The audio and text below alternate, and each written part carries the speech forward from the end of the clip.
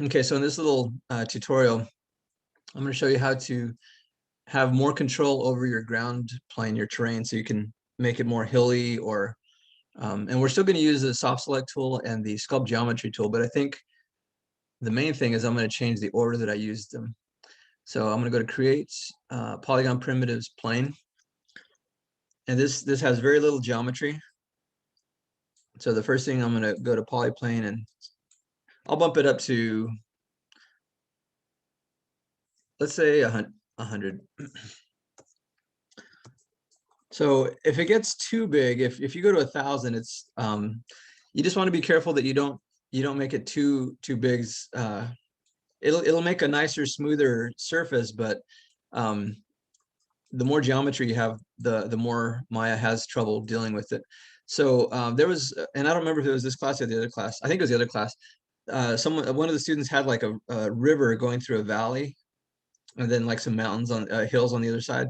So I was going to show you how to do something simple like that. So you have this ground plane, and then I'm going to go to before I go to sculpt geometry, I'm going to go to soft select. So I'm going to go to vertices, modeling, and then turn my soft select on. But I'm gonna increase it quite a bit. Let's say 50. No, that's too much. Sorry, this isn't that big. Maybe 10. That's pretty good.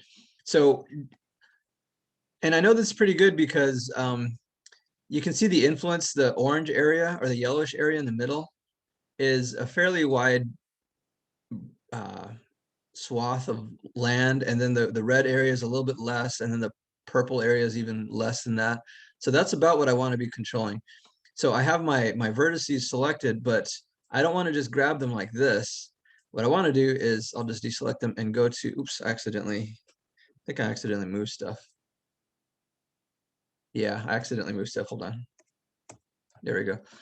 So I have soft select on and I set mine to 10. Yours can vary, but I'm going to right click and hold and go down to paint select. And I'll just set this over here. I'm gonna make my paintbrush bigger too, because I'm just imagining there's a river kind of meandering through here. So I'm gonna hold down B as in boy and make my paintbrush bigger.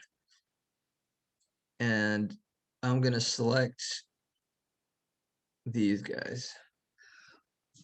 So I have them selected. I haven't moved them yet. I've just selected them. Now I'm gonna hit, I selected the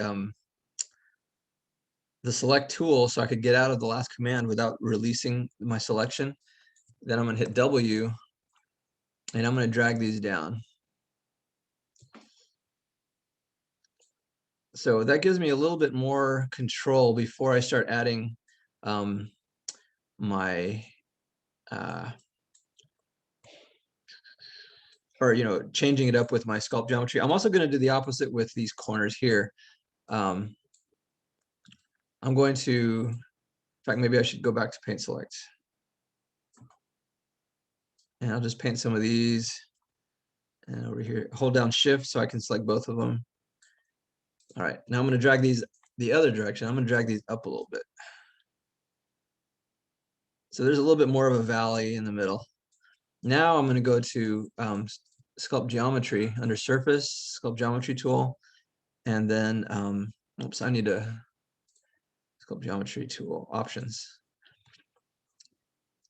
And I'm in the pull command. I'm gonna keep the opacity fairly low so I can maintain control. And I'm gonna make the paintbrush bigger.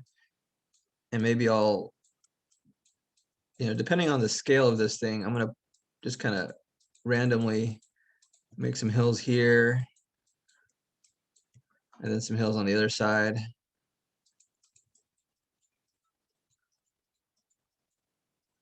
Maybe some of the rivers being affected by some of these hills. Then I can go the other direction too. I'm going to go down. So in the river area, maybe this is a dry riverbed. Maybe I'll make it even bigger.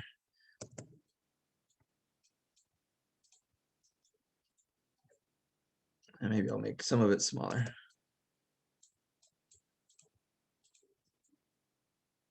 And if I just look at what I've done so far, it's probably not going to be super beautiful. It's not too bad, but some of these impressions that I made down here, they don't look natural. So I'm gonna go back to sculpt geometry and I'm gonna smooth those out. So I'm gonna use the smooth tool and make it bigger and just kind of paint on top of those so they kind of even out. Now let's see what those look like. That's a little bit better. Yeah, so that looks a little bit more like geology. The first time I did it, I think I did it too fast. And more importantly, I did it out of order. So it's better to use the soft select tool to give you some macro control. And then you can use the sculpt geometry to get more refined movement sculpting of your terrain. Alrighty, so hopefully that helps